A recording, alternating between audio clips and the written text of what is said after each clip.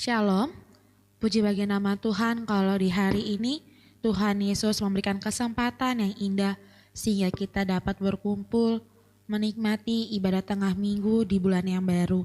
Walaupun kita masih melakukannya secara online, tapi kita rindu, kita bersatu di dalam ibadah kita di malam hari ini. Kita mau memulai ibadah kita dengan pujian yang mengatakan waktu yang tepat.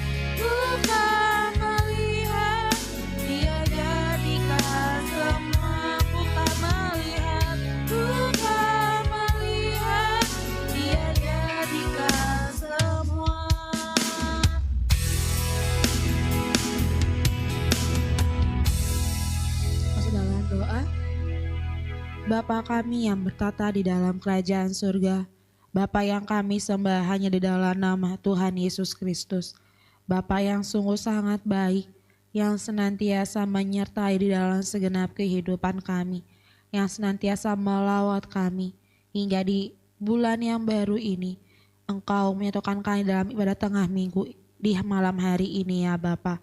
Kami rindu Tuhan, Engkau menjamah segenap kehidupan kami.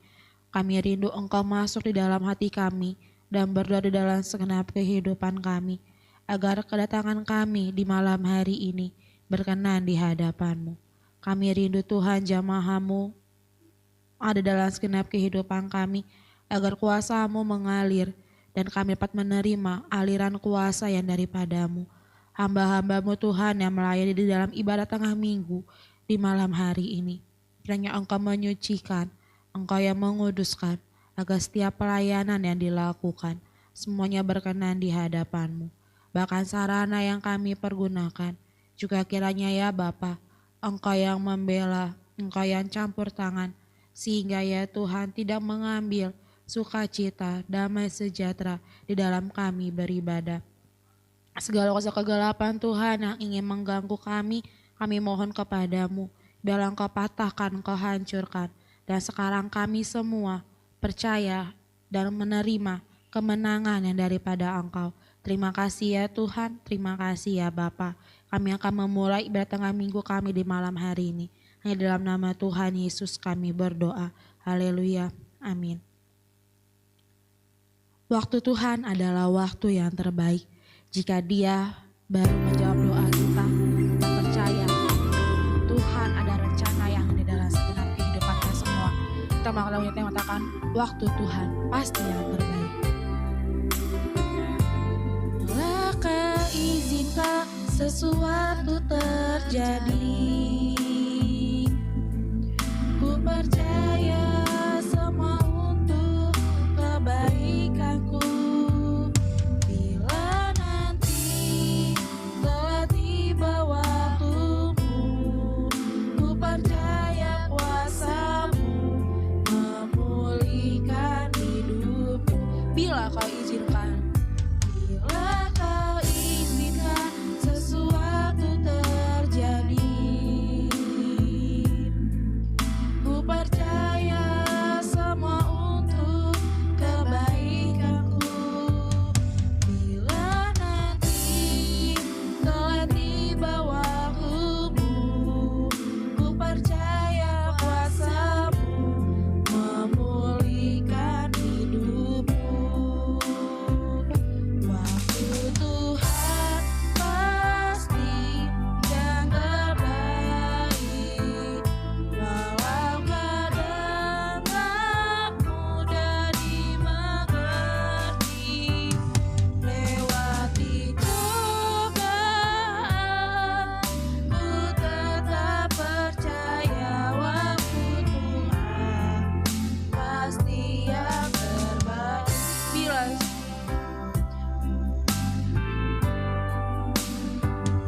Bila Kau izinkan sesuatu terjadi, ku percaya semua untuk kebaikanku. Bila nanti telah tiba waktumu, ku percaya kuasa-Mu memulihkan hidupku. Waktu Tuhan pasti yang terbaik, walau kadang tak mudah dimengerti. Lewati cobaan, ku tetap percaya waktu Tuhan pasti yang terbaik. Waktu Tuhan pasti yang terbaik, walau kadang tak mudah dimengerti. Lewati cobaan, ku tetap percaya waktu Tuhan pasti yang terbaik. Waktu Tuhan pasti yang terbaik. Waktu Tuhan pasti yang terbaik. Amin saudara-saudara. Waktu Tuhan adalah waktu yang pasti terbaik. Karena apapun keadaan yang menimpa kita, apapun keadaan kita, walaupun sukar, walaupun susah, biarlah kita senantiasa berseru memanggil namanya. Karena Dia tidak pernah meninggalkan kita, Dia hanya sejauh doa.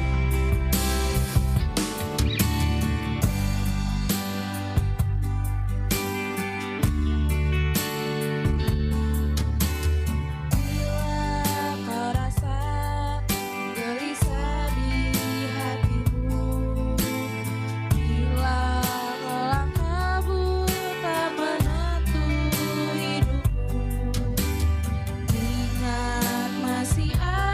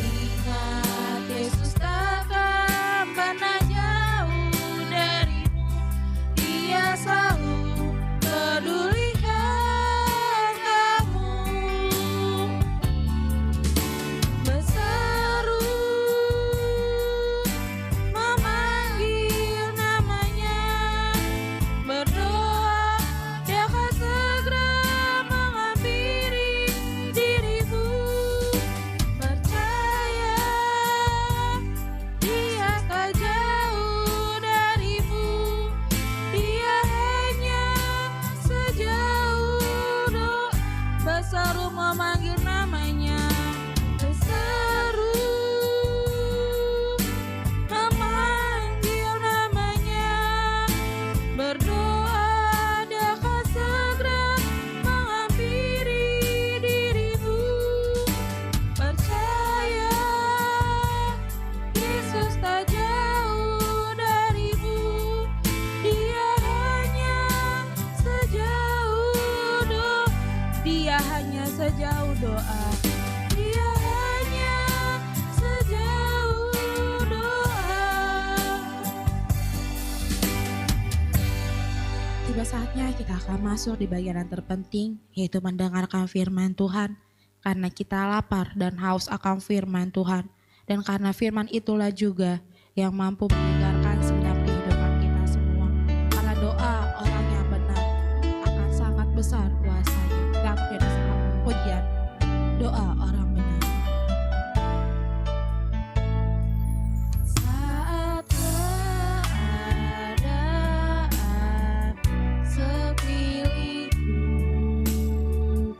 ada di luar kemampuanku, ku berdiam diri mencarimu. Doa mengubah segala sesuatu.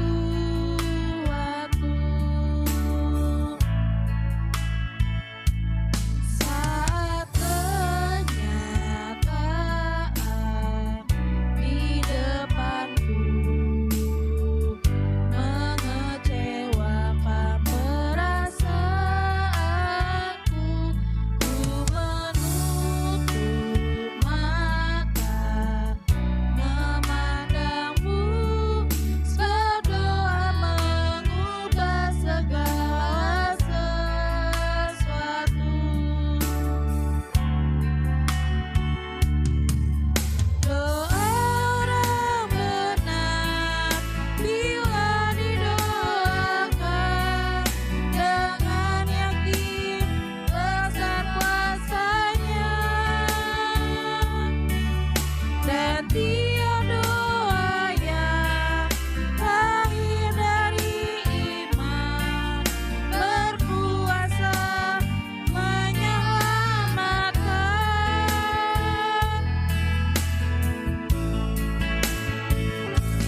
Seperti mata air di tanganmu, mengalir kemanapun kau mau. Tiada yang mustahil di matamu. Doa mengubah segala sesuatu. Doa orang benar. Doa orang benar bila didoakan dengan yakin besar kuasanya, dan tiap doa yang lahir dari iman berkuasa menyelamatkan. Seperti mata air di tanganmu, mengalir kemanapun kau mau. Tiada yang mustahil di matamu. Doa mengubah segala sesuatu. Doa mengubah segala sesuatu. Doa mengubah segala sesuatu.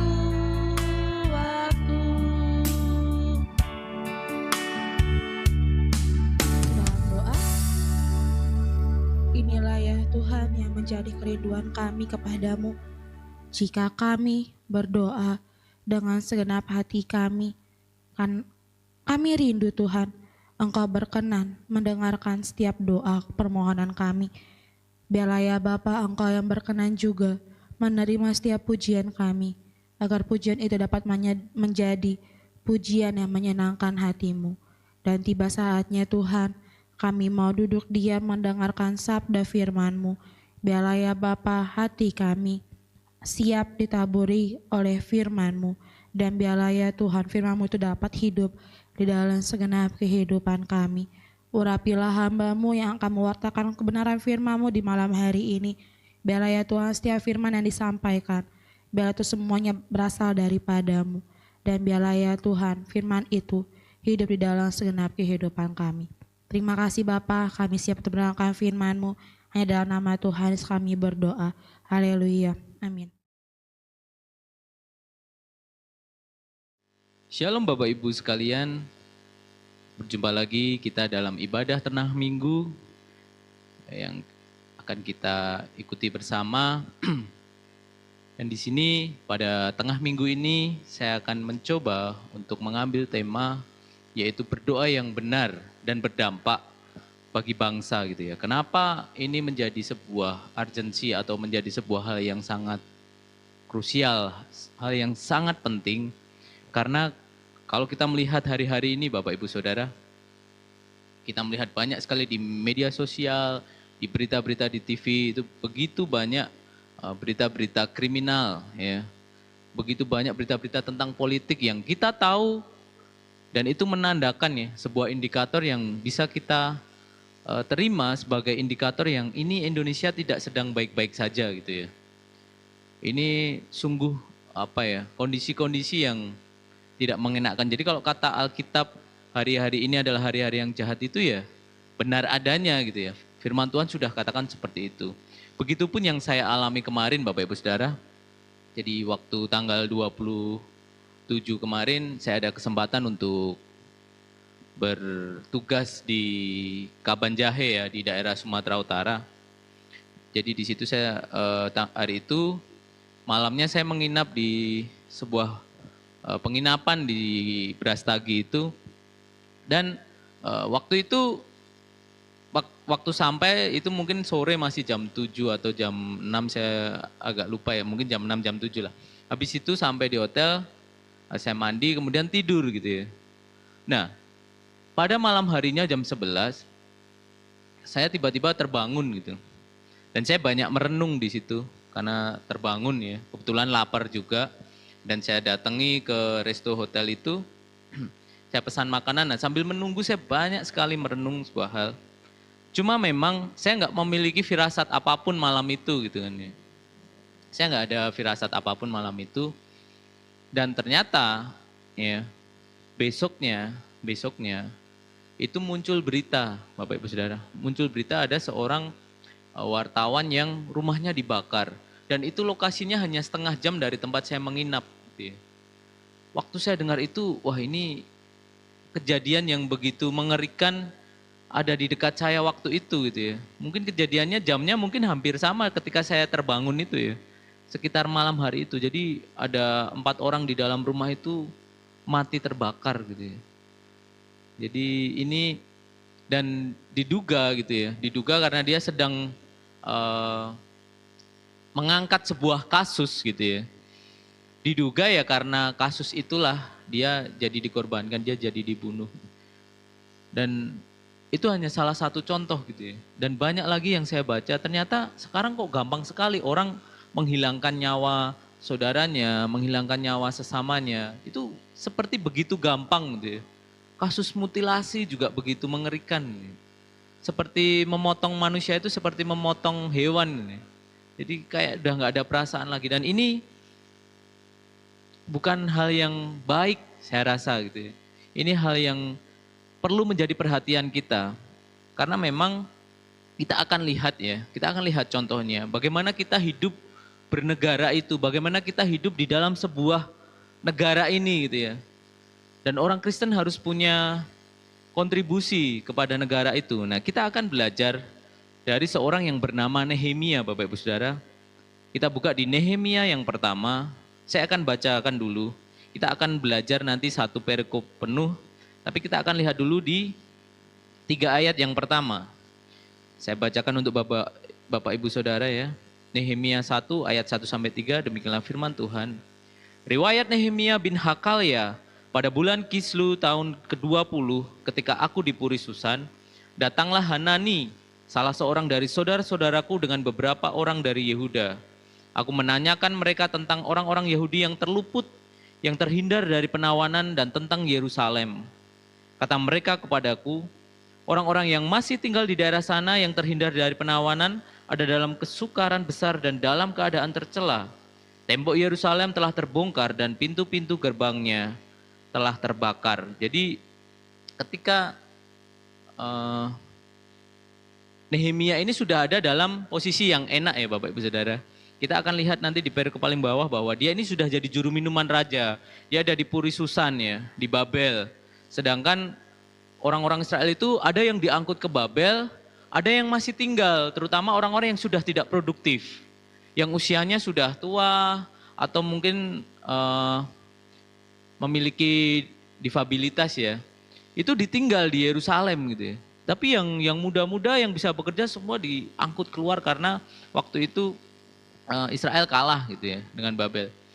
Tetapi dalam kondisi yang sangat enak, Nehemia ada di Puri Susan, dia menjadi juru minuman raja dengan hidup yang sudah terjamin, hidup yang sudah dia memiliki privilege juga bisa ketemu dengan rajanya ya waktu itu. Dia bisa ketemu dengan raja, bisa melayani raja, itu sebuah kondisi yang sudah nyaman sekali gitu ya. Kalau bahasa anak sekarang mungkin zona nyamannya gitu ya, udah dalam zona nyaman. Jadi apalagi yang perlu dikhawatirkan Nehemia ketika dia memiliki segalanya gitu ya. Jabatan dia punya, pekerjaan dia enak gitu ya, udah nyaman di sana, dia tinggal di sebuah puri gitu kan. Itu udah enak sekali. Terus apalagi yang perlu dikhawatirkan sama Nehemia gitu ya. Tetapi kita lihat ketika datang Hanani ya, salah seorang dari saudara-saudaranya yang dari Yehuda, dia tanya, gimana sih keadaan orang Yahudi yang terluputnya? Jadi ada sebuah kepedulian. Ada sebuah kepedulian dari Nehemia ini dan dia wujudkan dengan pertanyaan kepada Hanani, karena Hanani dari Yerusalem, dia bertanya gimana keadaan saudara-saudara kita gitu ya.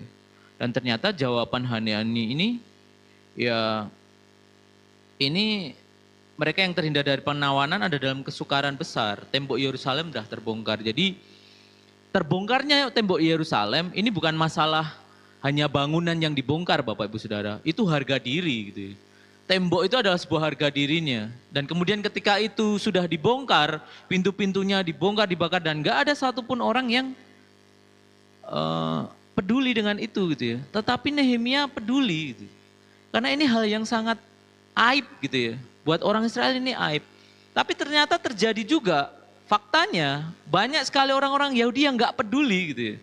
Mereka gak peduli tembok-temboknya ini terbongkar, pintu-pintu gerbangnya ini hilang tuh mereka nggak peduli. Mereka hanya memikirkan dirinya sendiri gitu ya. Egois. Padahal Nehemia yang ada di zona nyamannya, di posisi yang enak, dia masih peduli loh.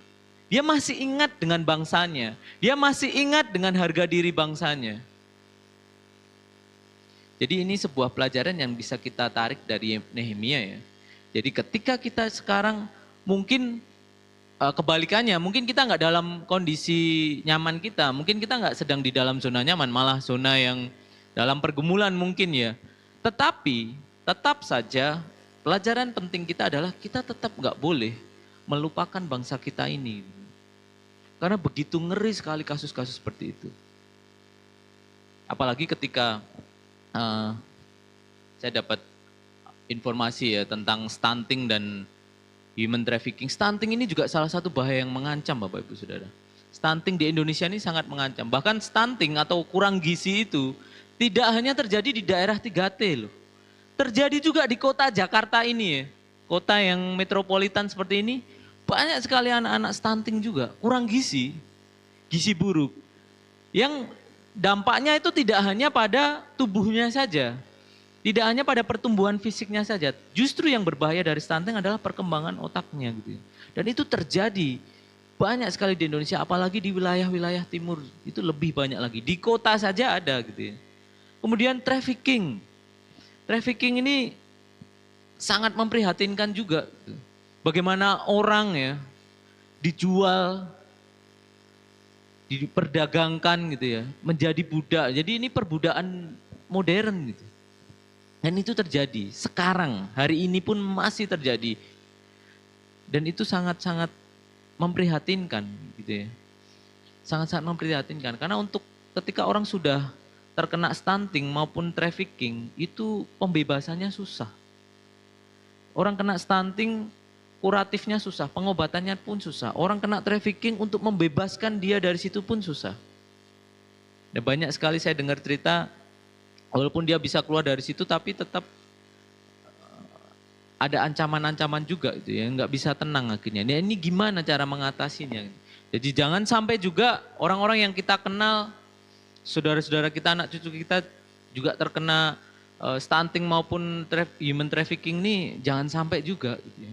Ini sangat memprihatinkan dan itu menjadi bahaya yang mengancam Indonesia, mengancam bangsa kita gitu kan. Dan kita belajar dari Nehemia, kita harus cari tahu gitu. Jadi apapun yang bisa kita lakukan untuk bentuk kepedulian kita kepada bangsa ini ya kita lakukan saja. Apapun itu. Ya, besar kecil lakukan saja. Karena saya percaya setiap hal yang kita lakukan dengan tujuan yang baik, Tuhan juga nggak akan tinggal diam. Besar maupun kecil yang bisa kita lakukan, itu tetap kita lakukan. Kemudian, itu satu hal yang kita belajar dari Nehemia tentang kepeduliannya, belas kasihannya kepada bangsanya. Walaupun dia di dalam posisi yang enak, dia tetap peduli. Kemudian kita akan lihat di ayat yang selanjutnya, saya bacakan untuk Bapak Ibu Saudara. Di ayat yang keempat sampai yang ke-11, Nehemia 1 ya Mas Yan. Ketika aku dengar berita ini, duduklah aku menangis dan berkabung selama beberapa hari. Aku berpuasa dan berdoa ke hadirat Allah semesta langit. Kataku, ya Tuhan Allah semesta langit, Allah yang maha besar dan dahsyat, yang berpegang pada perjanjian dan kasih setianya terhadap orang yang kasih kepadanya dan tetap mengikuti perintah-perintahnya. Berilah telingamu dan bukalah matamu dan dengarkanlah doa hambamu yang sekarang kupanjatkan ke hadiratmu siang dan malam bagi orang Israel. Hamba-hambamu itu dengan mengaku segala dosa yang kami orang Israel telah lakukan terhadapmu. Juga aku dan kaum keluargaku telah berbuat dosa.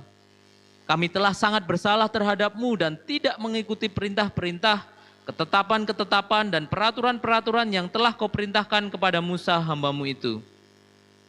Ingatlah akan firman yang kau pesan kepada Musa hambamu itu, yakni bila kamu berubah setia, kamu akan kucerai-beraikan di antara bangsa-bangsa, tetapi bila kamu berbalik kepadaku dan tetap mengikuti perintahku serta melakukannya, maka sekalipun orang-orang buanganmu ada di ujung langit, akan kukumpulkan mereka kembali dan kubawa ke tempat yang telah kupilih untuk membuat namaku diam di sana.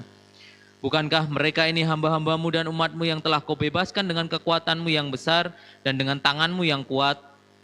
Ya Tuhan, berilah telinga kepada doa hambamu ini dan kepada doa hamba-hambamu yang rela takut akan namamu, dan biarlah hambamu berhasil hari ini dan mendapat belas kasihan dari orang ini. Ketika itu, aku ini juru minuman raja. Jadi kita akan bongkar ya Bapak Ibu Saudara, kita akan bedah bagaimana cara Nehemia berdoa.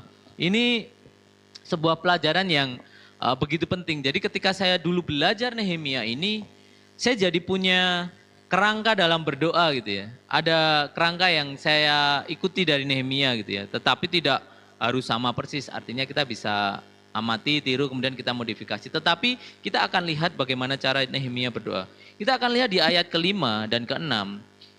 Nehemia katakan, ya Tuhan Allah semesta langit, Allah yang maha besar dan dahsyat, yang berpegang pada perjanjian dan kasih setianya terhadap orang yang kasih kepadanya dan tetap mengikuti perintah-perintahnya.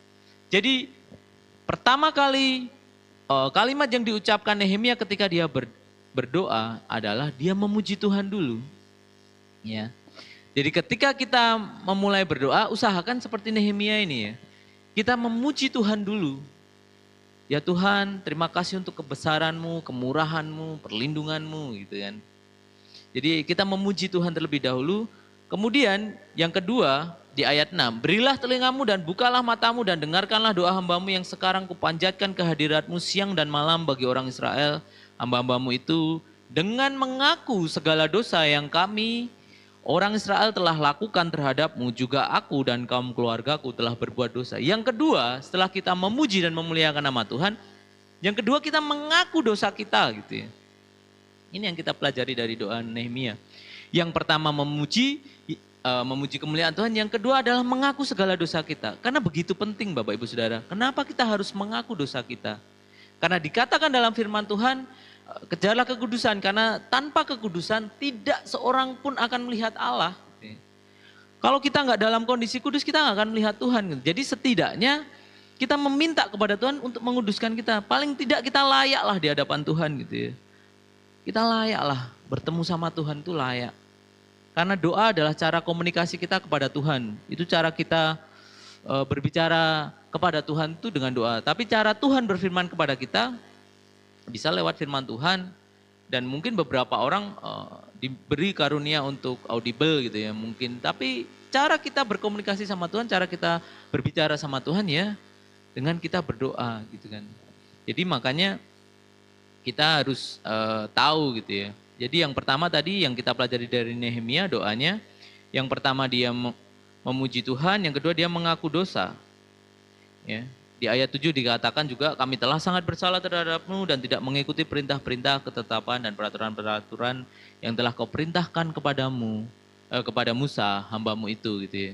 Jadi memang harus mengaku dosa dulu biar kita dilayakkan lah untuk ketemu Tuhan itu kita layak gitu ya. Kemudian ya ini yang menarik dari doa Nehemia ini. Di ayat 8 Nehemia berdoa, ingatlah akan firman yang kau pesan kepada Musa hambamu itu, yakni bila kamu berubah setia kamu akan kucerai-beraikan di antara bangsa-bangsa, tetapi bila kamu berbalik kepadaku dan tetap mengikuti perintah-perintahku serta melakukannya, maka sekalipun orang-orang banganmu ada di ujung langit, akan kukumpulkan mereka kembali dan kubawa ke tempat yang telah kupilih untuk membuat namaku diam di sana. Jadi Nehemia ini mengerti firman Tuhan juga Bapak Ibu Saudara. Oleh karenanya hal ketiga ya, urutan ketiga yang Nehemia lakukan dalam doanya adalah dia sampaikan firman yang telah disampaikan Tuhan. Ini seperti dalam tanda kutip Nehemia sedang menagih janji Tuhan gitu ya. Tuhan kan pernah berjanji nih. Kita semua tahu ya Tuhan gak akan pernah lupa ya. Tuhan gak akan pernah melupakan kita, kita semua sama-sama tahu. Tetapi dalam doanya Nehemia ini ingin bahasanya itu ingin memperoleh belas kasihan Tuhan gitu ya. Caranya apa? Ya caranya dia dengan memperkatakan firman Tuhan. Ini adalah salah satu cara yang ajaib, ya. Cara yang tepat, cara yang ampuh ya. Untuk berdoa apa? Ya berdoa yang sesuai firman Tuhan. Seperti yang dilakukan Nehemia. Jadi dia mengingat isi firman-Nya, kemudian dia sampaikan dalam doanya dengan harapan, ya, dengan kepercayaan, dengan keyakinan bahwa Tuhan akan menepati janji itu. Jadi itulah kenapa kita orang percaya perlu ngerti firman gitu ya, biar doanya nggak kemana-mana. Gitu. Paling nggak pegang dulu firman-Nya ini. Ya. Dari ketika saya belajar ini saya mulai firman-firman yang berkesan ya, yang Tuhan taruh dalam hati saya hafalkan gitu ya. Jadi ketika saya berdoa saya memperkatakan firman itu. Tujuannya apa? Ya tujuannya tadi memohon belas kasihan Tuhan. Bukan mengingatkan Tuhan sih. Tuhan gak akan pernah lupa gitu ya. Tapi kalimat ini begitu indah Nehemia susun ya, agar apa? Agar Tuhan berbelas kasihan terhadap Nehemia. Dan apakah cara Nehemia ini berdampak atau enggak? Nah nanti kita akan lihat di dalam kitab Nehemia ini Bapak Ibu Saudara. Saya lanjutkan dulu untuk struktur doanya. Tadi ketiga dia dalam tanda kutip menagih janji Tuhan gitu ya. Kemudian keempat, bukankah ini hamba-hambamu dan umatmu yang telah kau bebaskan dengan kekuatanmu yang besar dan dengan tanganmu yang kuat? Ya Tuhan, berilah telinga kepada doa hambamu ini dan kepada doa hamba-hambamu yang rela takut akan namamu, dan biarlah hambamu berhasil hari ini dan mendapat belas kasihan dari orang ini. Jadi Nehemia ini ingin berdoa biar dia dapat izin juga dari rajanya ya waktu itu. Jadi dia berdoa kepada Tuhan. Jadi di penutupnya dia sampaikan permohonannya. Jadi kita bisa lihat struktur doa Nehemia. Yang pertama dia memuji memuliakan nama Tuhan. Yang kedua dia mengaku dosanya. Kemudian yang ketiga dia memperkatakan firman Tuhan. Kemudian yang keempat dia baru menyampaikan permohonannya. Ini doa yang sangat baik saya kira ya Bapak Ibu Saudara, yang dicontohkan oleh Nehemia. Dan kita bisa aplikasikan dalam kehidupan kita juga dalam kita berdoa gitu ya. Dan ini menarik. Jadi pertanyaannya, apakah ini berhasil? Rencana Nehemia ini gitu ya. Nanti akan ditemukan ya di pasal yang ke-6 ya, di pasal yang ke-6 dikatakan pasal 6 ayat 15 dan 16, maka selesailah tembok itu pada tanggal 25 bulan Elul dalam waktu 52 hari. Gitu ya. Itu yang ayat 15 gitu ya. Jadi ternyata rencana Nehemia yang dia sampaikan dalam doanya berhasil ya. Tuhan buat berhasil rencana itu. Dalam 52 hari gitu ya. Jadi kalau waktu itu Nehemia berdoa puasa, dia dari bulan Nisan. Bulan Nisan itu bulan pertama orang Yahudi ya. Itu ada di bulan Maret, April. Nah, setelah dia berdoa, dia siapkan segala sesuatunya. Nanti kalau kita baca Nehemia ya, dia siapkan logistiknya. Dia sudah punya rencana, dia siapkan logistiknya. Tinggal ketika nanti di Nehemia 2 kita lihat ketika raja memberi kesempatan untuk dia berbicara, dia langsung bisa sampaikan semua itu, rencananya, dari cara-cara dia memperoleh logistik itu seperti apa, dia sampaikan seluruhnya dan raja berkenan atas permintaan Nehemia ini. Kenapa raja berkenan gitu ya? Raja ini bukan orang Israel, dia bukan rajanya orang Israel. Kenapa dia mau Nehemia membangun tembok-temboknya, mau membangun bangsanya gitu ya? Kenapa raja ini mengizinkan? Ya karena ada kuasa Tuhan, karena doa Nehemia itu. Dan dikatakan Nehemia ini berdoa dan berpuasa gitu ya. Jadi satu hal penting yang kita juga belajar hari ini, puasa di dalam Kristen bukan untuk menghapus dosa-dosa kita. Karena yang bisa menghapus dosa-dosa kita adalah salib Kristus. Tetapi puasa dan berdoa itu adalah suatu bentuk keyakinan yang penuh. Ketika kita punya harapan, kita punya keinginan, berdoalah dan berpuasalah. Karena itu bentuk kesungguhan hati kita. Ya, jadi bukan berarti puasa untuk menebus dosa kita itu pengertian dari mana gitu ya. Alkitab tidak pernah membahas itu. Puasa di dalam Alkitab adalah bentuk kesungguhan hati kita dan itu dilakukan Nehemia juga. Dikatakan dia berdoa dan berpuasa. Di ayat 4, ketika aku dengar berita ini, duduklah aku menangis dan berkabung. Selama beberapa hari aku berpuasa dan berdoa ke hadirat Allah semesta langit. Jadi kita hari ini belajar bagaimana Nehemia punya kepedulian terhadap bangsanya. Nehemia mau berdoa dan berpuasa bagi bangsanya dan dia punya doa yang baik. Dan akhirnya Tuhan mengabulkan dan Tuhan membuat berhasil segala keinginan Nehemia waktu itu. Karena ada janji Tuhan di situ. Karena ada keyakinan Nehemia di situ. Dia merencanakan segala sesuatunya dengan baik tapi dia menyerahkan semuanya kepada Tuhan. Dan itu Bapak Ibu Saudara yang harus kita lakukan hari ini. Kalau hari ini kita hanya mungkin ibu-ibu merasakan wah beras naik, telur naik, cabai naik. Apa yang kita lakukan selain mengeluh gitu ya. Selain kita menambah penghasilan kita gitu ya. Apa yang harus kita lakukan? Dan itu yang lebih penting adalah berdoa. Ketika kita menyadari akhir-akhir ini hidup semakin berat gitu ya. Yang harus kita lakukan untuk bangsa kita apa? Ya kita berdoa. Ketika kita menyadari bangsa ini sedang tidak baik-baik saja karena begitu banyak kriminalitas ya. Yang kita lihat sekarang banyak sekali kasus yang juga tidak terselesaikan. Apa yang harus kita lakukan? Kita bawa dalam doa kita Bapak Ibu Saudara. Sambil kita juga berdoa untuk kerabat-kerabat kita, saudara-saudara kita agar jangan sampai mengalami kejadian-kejadian itu. Gitu. Tapi kita juga harus berdoa, kita peduli dengan orang-orang lain gitu ya. Dengan sesama kita, sesama bangsa kita gitu ya. Nah ini yang ingin saya sampaikan hari ini Bapak Ibu Saudara. Untuk kita menjadi tiang doa, untuk kita menjadi pilar doa bagi bangsa kita ini. Karena Indonesia hari-hari ini sangat membutuhkan Tuhan. Sangat membutuhkan kuasa Tuhan. Bagaimana biar bangsa ini bisa terbebas dari segala hal-hal yang membahayakan itu, yang mengancam itu. Salah satunya dengan cara apa? Berdoa. Itu yang paling utama gitu ya. Selain usaha-usaha yang kita bisa lakukan yang lain. Tetapi yang pertama, yang paling penting adalah berdoa.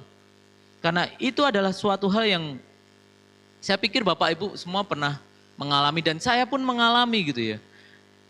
Karena ada sebuah kekuatan di dalam doa itu.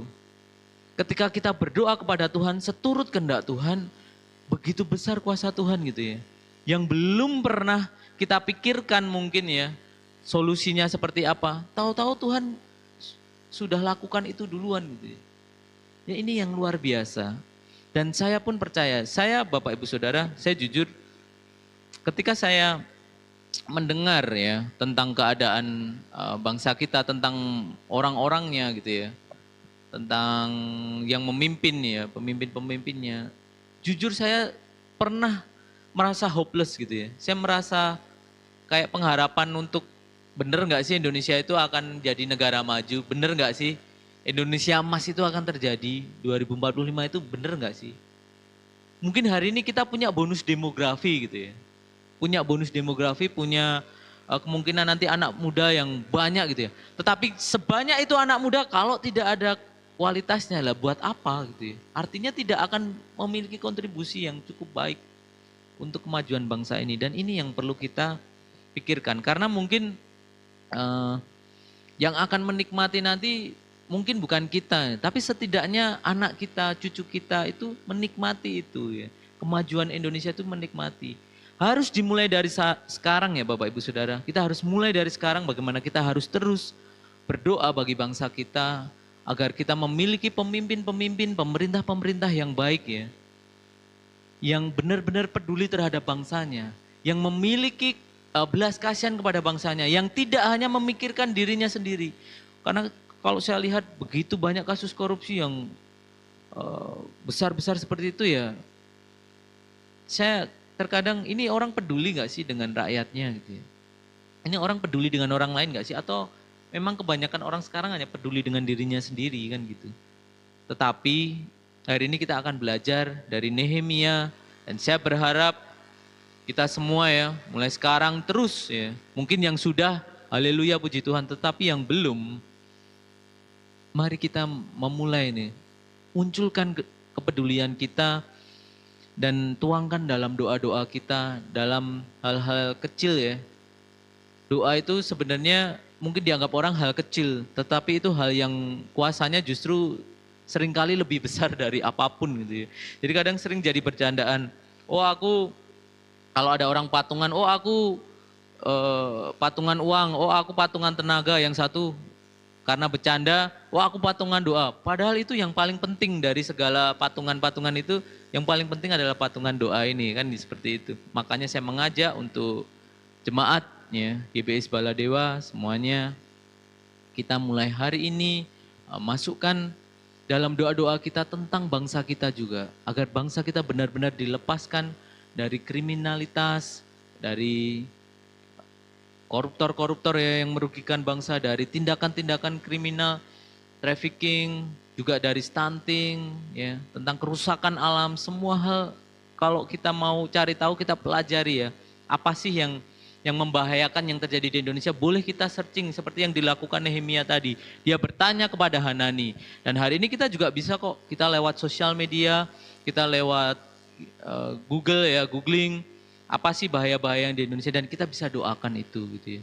Jadi bahaya-bahaya yang mengancam kita, mengancam anak cucu kita doakan mulai sekarang dan kita semua punya mimpi bahwa Indonesia ini dimenangkan, Indonesia ini turun kemuliaan Tuhan di Indonesia ini sehingga Indonesia penuh dengan damai sejahtera Tuhan. Amin Bapak Ibu Saudara. Mari bersama-sama kita sambut firman Tuhan ini dengan sebuah pujian. Mari bersama-sama kita pujikan bagi kemuliaan-Mu.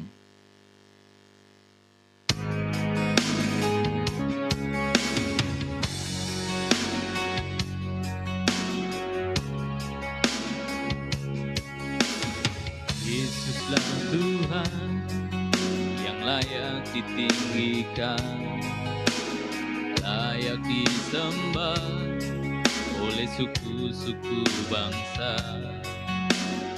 Dengan darah-Mu Kau telah tebus dosaku.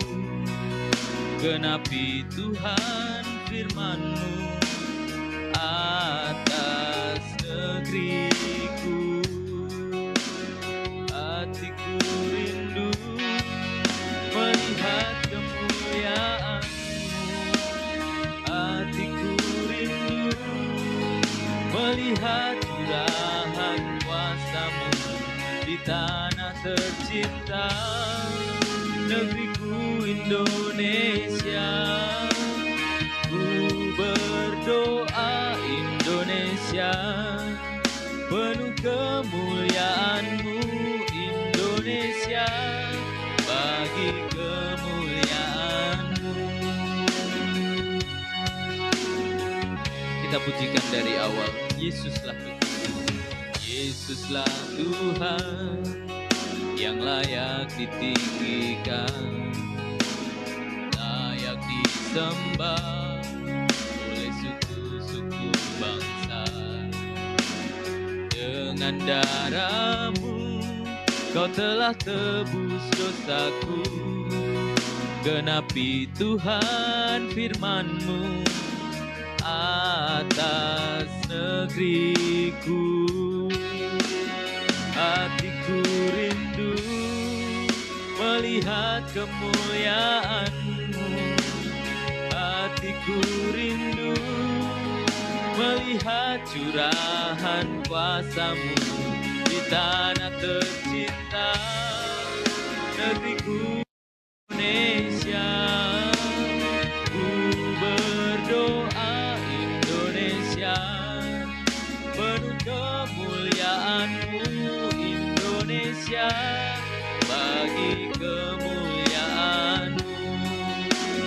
Ya Allahku, nyatakan kemuliaan-Mu. Ya Allahku, nyatakan curahan kuasa-Mu di tanah tercinta, negeriku Indonesia. Ku berdoa Indonesia, penuh kemuliaan-Mu Indonesia, bagi kemuliaan-Mu. Hatiku rindu melihat kemuliaan-Mu. Hatiku rindu melihat curahan kuasa-Mu di tanah tercinta, negeriku Indonesia. Ku berdoa Indonesia, penuh kemuliaan-Mu Indonesia, bagi kemuliaan-Mu. Ya Allahku, nyatakan kemuliaan-Mu. Ya Allahku, nyatakan curahan kuasa-Mu di tanah tercinta, negeriku Indonesia. Ku berdoa Indonesia, penuh kemuliaan-Mu Indonesia, bagi kemuliaan-Mu. Indonesia, bagi kemuliaan-Mu. Indonesia, bagi kemuliaan.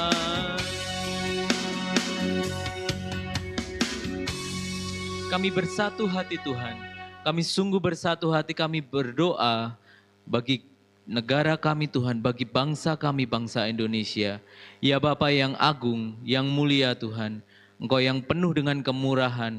Kami percaya Tuhan, kiranya Tuhan melihat setiap hati anak-anak-Mu Tuhan, anak-anak-Mu di tempat ini, di negara ini Bapa, yang begitu rindu. Bangsa ini dipenuhi dengan kemuliaan-Mu Tuhan. Bangsa ini boleh dimenangkan di dalam nama Yesus Kristus. Kami sungguh bersatu hati Bapa. Kiranya Tuhan menolong lewat setiap hamba-hamba Tuhan. Lewat setiap anak-anak Tuhan, lewat setiap misionaris-misionaris yang Engkau kirim Bapa. Kiranya Injil itu terus diberitakan Tuhan bagi bangsa ini Bapa. Dan kami rindu Tuhan menemukan bangsa kami semuanya menyembah kepada satu-satunya Tuhan, Allah kita, Tuhan Yesus Kristus. Kami sungguh rindu Bapa. Dan biarlah Tuhan Kau pakai setiap anak-anak-Mu di tempat ini juga Bapa, untuk terus bersaksi bagi kemuliaan-Mu Tuhan, terus bersaksi tentang kebaikan Tuhan. Kami sungguh rindu Tuhan, Engkau pakai setiap kami, agar setiap jiwa-jiwa juga di tempat ini Tuhan, terus juga mengajak jiwa-jiwa lain untuk bersatu bersama kami, bersekutu bersama kami, untuk memuji dan memuliakan nama-Mu Yesus. Terima kasih Tuhan Yesus, terima kasih. Dan kiranya Tuhan, sekarang hamba-Mu telah selesai menyampaikan kebenaran firman-Mu. Kiranya Tuhan yang terus mengurapi hamba-Mu ini Tuhan, untuk terus memberitakan kebenaran firman Tuhan. Engkau tambah-tambahkan hikmat hamba-Mu ini Tuhan, untuk memuliakan, untuk menyampaikan Injil-Mu. Terima kasih Tuhan Yesus, terima kasih. Dan mari Bapak Ibu Saudara, kita tutup doa ini dengan doa yang telah diajarkan oleh Tuhan Yesus. Bapa kami yang di surga, dikuduskanlah nama-Mu, datanglah kerajaan-Mu, jadilah kehendak-Mu di bumi seperti di surga. Berikanlah kami pada hari ini makanan kami yang secukupnya, dan ampunilah kami akan kesalahan kami seperti kami juga mengampuni orang yang bersalah kepada kami. Dan janganlah bawa kami ke dalam pencobaan, tetapi bebaskanlah kami daripada yang jahat, karena Engkau-lah yang mempunyai kerajaan dan kuasa dan kemuliaan sampai selama-lamanya. Haleluya. Amin.